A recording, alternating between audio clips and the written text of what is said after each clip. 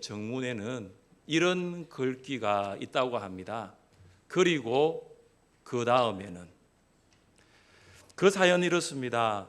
이 대학 법대를 다니며 장래가 촉망되던 청년이 있었는데 가난하여 학업을 계속할 수가 없었습니다. 그래서 이 청년이 부자 노인을 찾아가서 사정을 이야기하고 그 부자 노인이 학비를 지원해 주겠다고 약속했습니다. 그 약속을 하고 난 다음에 그 부자 노인이 그 청년에게 이렇게 물었습니다.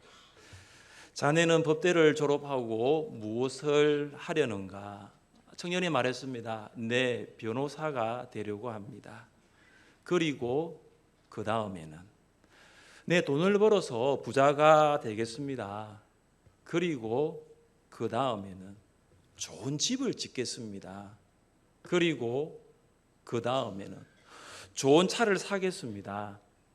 그리고 그 다음에는 예쁜 아가씨를 만나 결혼하겠습니다. 그리고 그 다음에는 아들과 딸을 낳아 잘 키우겠습니다. 그리고 그 다음에는 점점 넓게 될 것입니다. 그리고 그 다음에는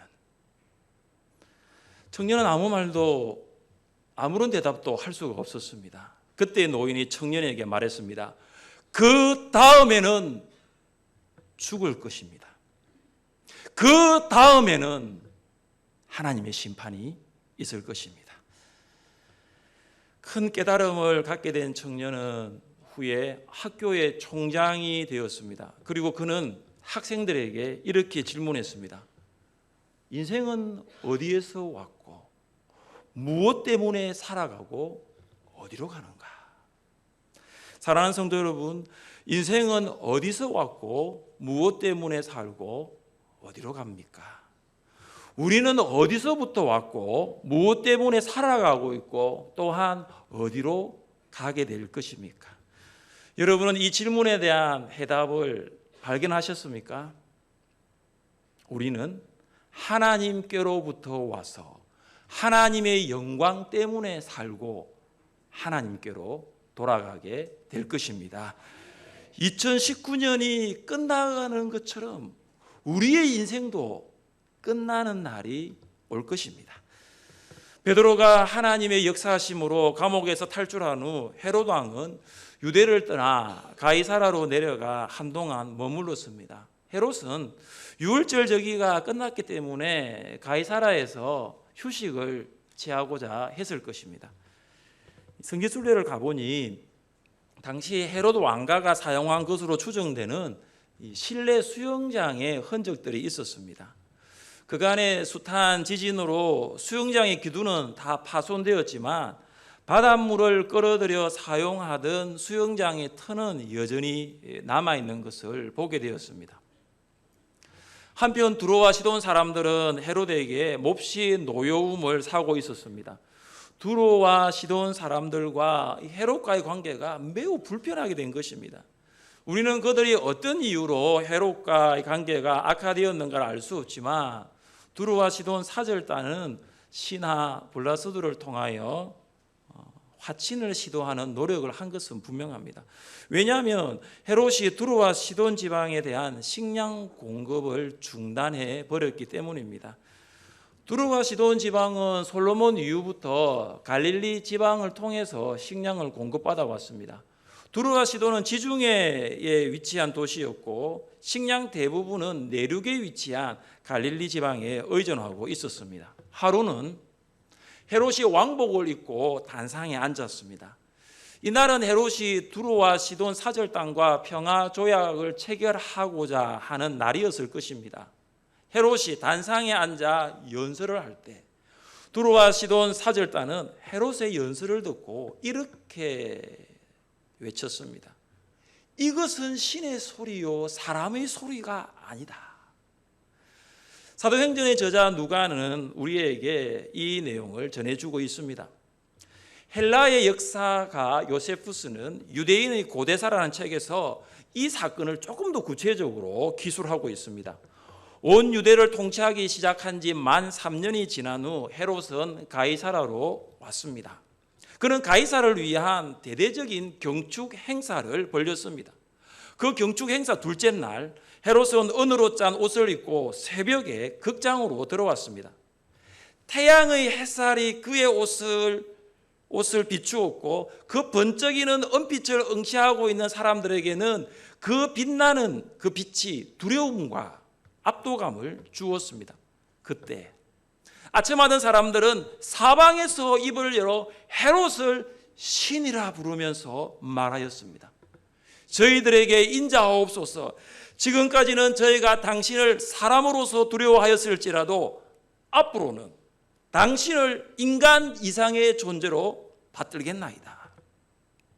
그런데 왕은 그들을 책망하지도 않았고 그들의 아첨을 경건치 못한 것으로 여겨 물리치지도 않았습니다. 두로와 시돈의 사절단은 가이사의 경축 행사에 초청되어 왔고 그들은 가이사라에 있는 원형극장에서 헤롯이 하는 연설을 분명히 들었던 것 같습니다. 지금도 가이사라 원형극장이 그대로 보존되어 있고 약 4,000명의 사람들이 그 원형극장에 들어갈 수 있습니다. 지중해를 등진 채 마이크 없이 노래를 불러도 4,000명이 다 들을 수 있는 곳이 가이사라에 있는 원형극장입니다. 저희가 성지순례 가가지고 그 가이사라 원형극장에서 서금돌 권사님이 찬양을 하셨어요. 마이크 없이. 그리고 원형극장 저기서 했는데 저희 팀은 저 위에 있었거든요. 저희가 서금돌 권사님의 아름다운 찬양을 다 들을 수가 있었습니다. 헤롯은 새벽에 극장 안으로 들어왔고 지중해 쪽에서 바람이 불 때 사람들에게 연설을 했을 것입니다. 헤롯의 목소리는 극장에 모인 사람들에게 잘 전달되었고 사람들을 그 헤롯을 신처럼 칭송했습니다. 헤롯을 신이라고 칭송한 사람들은 유대인들이라기보다는 두로와 시돈의 사절단이었을 것입니다. 왜냐하면 유대인들은 유일신 신앙을 가지고 있어요. 두로와 시돈의 사절단이 헤롯을 신으로 칭송할 때 헤롯이 어떻게 반응했습니까? 함께 23절 말씀을 읽어보겠습니다. 헤롯이 영광을 하나님께 돌리지 아니하므로 주의 사자가 곧 친히 벌레에게 먹혀 죽으니라. 헤롯은 사람들이 자신을 숙여 세우는 그 함성을 듣고 매우 만족했습니다. 요세푸스의 진술처럼 헤롯은 그들을 책망하지도 않았고 그들의 아첨을 경건치 못한 것으로 여겨 물리치지도 않았습니다. 성경에는 이와 비슷한 사건이 하나 등장합니다. 바울과 바나바가 1차 전도 여행으로 루스드라에 방문하였을 때 나면서 한 번도 걸어본 적이 없는 지체장애인을 만납니다. 바울은 그에게 구원받을 만한 믿음이 있는 것을 보고 난 다음에 이렇게 선포합니다. 내 발로 서서 일어서라. 지체장애인은 즉시 일어났고 걸었습니다. 루스드라 사람들은 바울이 한 일을 보게 되었고 소리를 쳤습니다. 신들이 사람의 모습으로 우리에게 내려왔도다. 루스드라 사람들은 바나바를 제우스 신으로 그리고 바울을 헤르메스라고 불렀습니다. 제우스는 그리스 신화의 최고의 신이고 헤르메스는 제우스의 사자, 메신저입니다. 루스드라에 살고 있는 제사장들과 사람들이 소를 가지고 화환을 가지고 와서 바나바와 바울에게 신으로 생각하고 제사하려고 하였습니다. 상황이 너무 급박하게 진행되고 있기 때문에 누군가 그 상황을 멈추지 아니하면 안 되었습니다. 그때 바울과 바나바가 그들에게 제사 드리려고 하는 사람들 안으로 뛰어들어갔습니다. 옷을 찢었습니다. 소리쳤습니다. 여러분, 우리에게 경배하지 마십시오. 우리는 여러분과 똑같은 성정을 가진 사람입니다. 경배를 받으실 분은 살아계신 하나님, 창조주 하나님, 그분입니다. 사랑하는 성도 여러분, 바울과 헤롯의 공통점과 차이점이 무엇입니까? 그들은 모두 사람들로부터 신으로 칭송받았습니다. 그러나 바울은 사람들의 칭송을 거부했지만 헤롯은 자신을 신으로 떠받드는 군중들의 한호를 받아들였습니다. 그 결과 어떻게 되었습니까? 주의 사자가 곧 친히 벌레에게 먹혀 죽으니라. 하나님께 영광을 돌리지 않으니 하나님께서 헤롯을 치셨습니다. 헤롯은 하나님께 올려드려야 할 영광을 가로챘기에 벌레에게 먹혀 죽게 되었습니다. 어떤 학자는 이 벌레가 25cm에서 40cm까지 자라는 회충이라고 합니다. 이 회충은 몸속의 양분을 서서히 빼앗아가면서 동시에 심한 고통을 줍니다. 회충이 헤롯을 산채로 몸 안에서부터 몸 바깥까지 먹어버린 것입니다. 요세푸스는 헤롯이 복부의 통증으로 닷새 동안을 신음하였고 그의 나이 54이 되던 해 왕위에 오른 지 7년 만에 죽었다라고 기록했습니다. 가이사라에서 사람들이 헤롯을 신으로 칭송할 때 그는 아무런 양심의 가책을 느끼지 않았습니다. 그도 알았습니다. 신이 아니라는 거. 나는 신이 아니라 나는 사람이라는 것을 헤롯은 알았을 것입니다. 그런데 그는 말하지 않았습니다. 나는 신이 아니라고 헤롯은 말하지 않았습니다. 피조물이 하나님처럼 되려고 하는 것이 교만입니다. 교만은 죄입니다. 교만은 심각한 죄입니다. 교만은 모든 멸망의 선봉입니다. 교만은 패망의 선봉이요 거만한 마음은 넘어짐의 앞잡이니라. 교만한 마음은 반드시 사람을 넘어지게 만듭니다. 교만한 마음은 우리를 하나님으로부터 떠나게 만듭니다. 교만한 사람은 결국 필패하게 되는 것입니다. 뱀이 하와에게 선악을 알게 하는 나무의 열매를 먹을 것을 유혹할 때 무슨 말을 했습니까? 너희는 그것을 먹는 날에는 너희 눈이 밝아져 하나님과 같이 되어 선악을 알 줄을 하나님이 아심이니라. 하나님 같이 될 것이다. You will be like God. 너 하나님처럼 될 거야. 선악과 먹어. 피조물인 인간은 창조주 하나님과 같이 될 수 없는 것을 알고 있지만 피조물은 늘 하나님처럼 되고자 하는 마음이 있습니다. 하나님처럼 되는 것은 하나님처럼 전능한 존재가 되는 것이 아니라 피조물이 하나님이 계셔야 할 자리, 하나님께서 영광 받으셔야 할 그 자리를 차지하는 거예요. 피조물인 우리가 하나님의 자리를 대신하고 영광을 차지할 때 이것이 바로 교만입니다. 이런 교만은 에덴 동산에서부터 시작하여 지금까지 이어져 오고 있습니다. 크리스마스는 우리에게 교만이 아닌 겸손이 무엇인가를 가르칩니다. 크리스마스는 사람이 하나님이 된 것이 아니라 하나님께서 사람이 되셔서 성육신하신 날입니다. 위에서 아래로 내려오는 것이 아래에서 위로 올라가는 것보다 더 어려워요. 지금까지 누렸던 힘과 권세를 내려놓고 지위와 권리를 내려놓고 아래로 내려가는 것 더 어렵습니다. 가장 높은 곳에서 가장 낮은 곳으로 오신 분이 계십니다. 가장 높은 하늘 보좌에서 가장 낮은 구유에 누이신 분이 계십니다. 천지 만물을 창조하시고 주관하시고 다스리신 하나님께서 사람이 되시고 죄인으로 이 땅에 오신 분이 계십니다. 그분이 바로 예수님이십니다. 우리는 크리스마스의 주인공이신 예수님을 통하여 겸손이 무엇인가를 배울 수 있습니다. 세상 사람들, 선생님들, 심지어 부모님들도 낮아지라고는 말하지 않고 높아지라고 가르칩니다. 그래서 우리는 오래전부터, 아니 태어나면서부터 높은 곳만을 응시하며 살아왔습니다. 조금이라도 낮아지면 마치 실패한 것처럼 느꼈던 것입니다. 조금만 낮아지면 모든 것이 끝난 것처럼 우리는 생각하며 살았습니다. 사랑하는 성도 여러분, 예수님께서는 어디까지 낮아지셨습니까?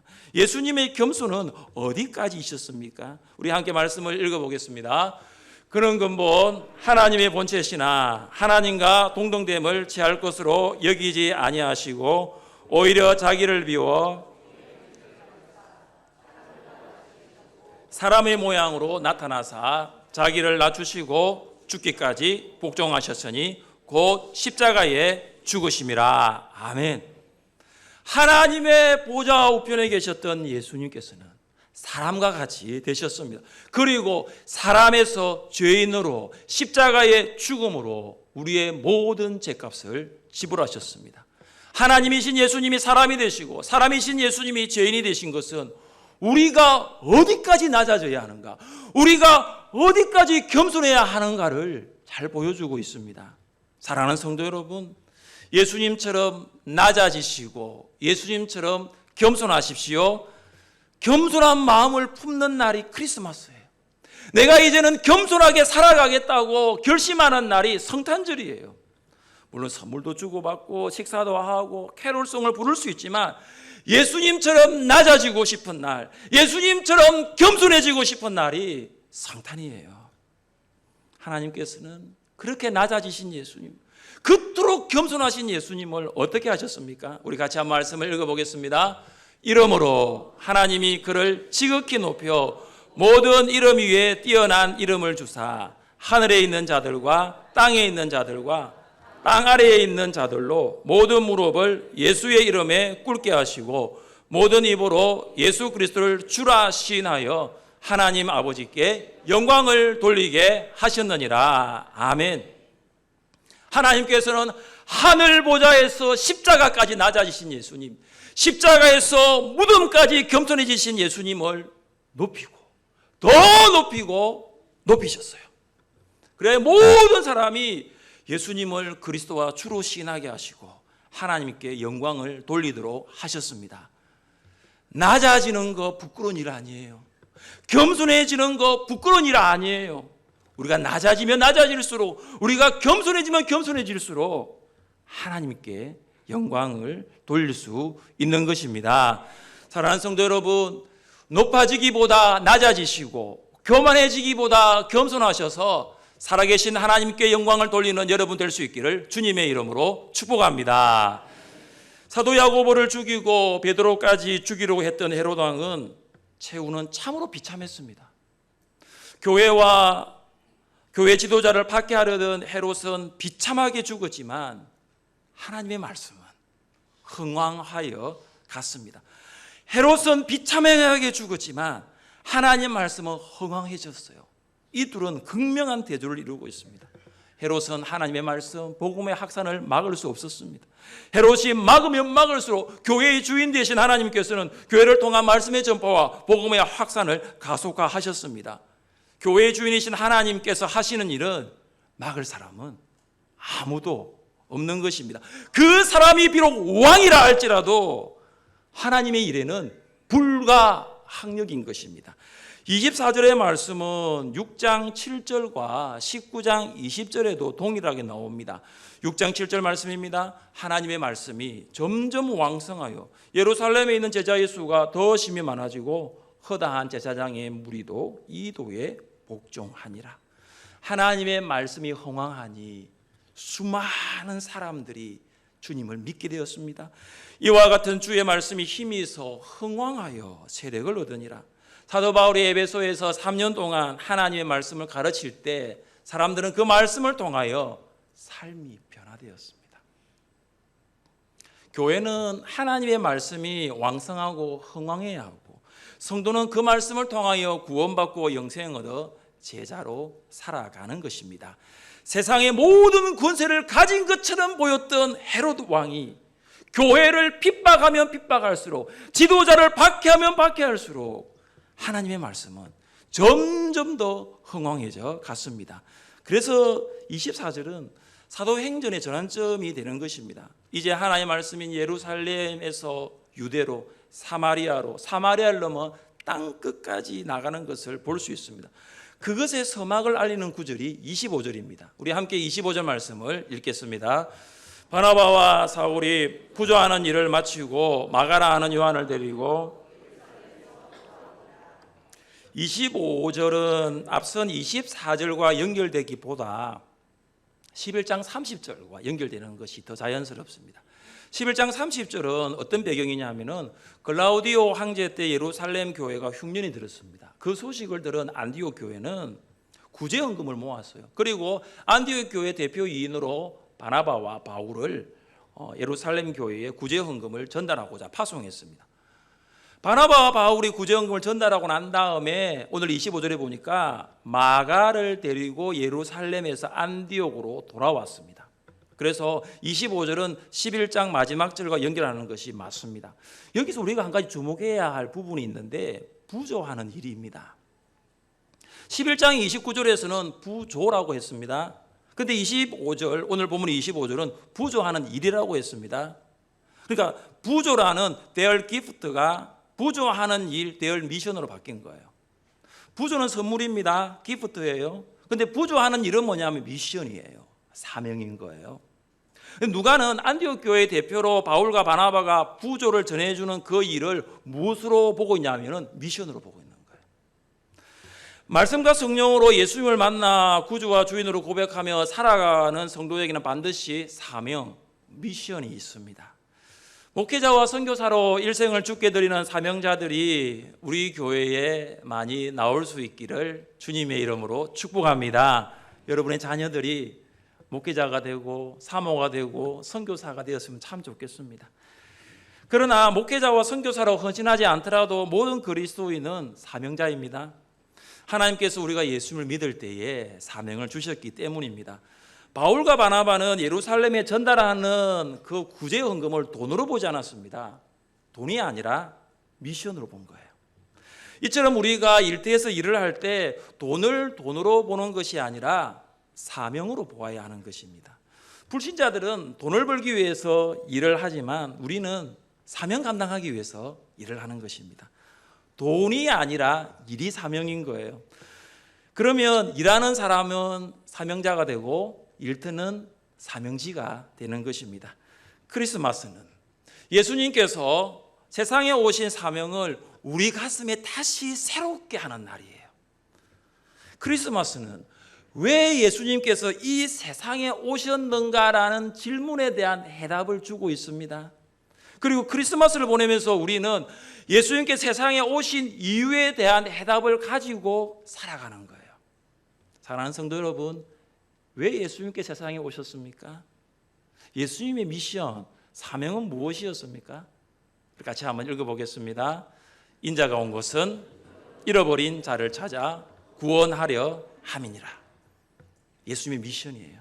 사명이에요. 예수님께서 하늘 보좌를 비우시고 사람으로 세상에 오신 이유는 누구 때문입니까? 잃어버린 자 때문이에요. 예수님을 구주와 주인으로 믿지 않는 자, 구원받지 않는 자 모두 잃어버린 자입니다. 사람들은 무엇이 행복인지, 어떻게 사는 것이 기쁨인지를 잃어버렸어요. 사람들은 무엇이 영원한 것인지, 어떤 길이 영생의 길인지를 잃어버렸어요. 그래서 사람들은 물질을 가지고 행복할 수 있다고 생각하지만 진정한 행복을 찾지 못하고 있습니다. 함께 있을 때는 좀 즐거운 것 같아 보여도 다 떠나가고 혼자 있으면 고독한 마음과 외로움이 물밀처럼 밀려오는 거예요. 이 세상이 영원한 것처럼 생각하고 그것을 향해 달려가지만 마지막 종착지는 죽음이라는 것을 모르는 거예요. 죽음 이후에는 심판이 있습니다. 그래서 은퇴를 준비하는 많은 분들은 노후 생활은 준비하지만 죽음은 준비하지 않아요. 죽음 이후 심판이 있을 것이라는, 천국과 지옥이 있고 사후가 있다는 것을 준비하고 있지 않는 것입니다.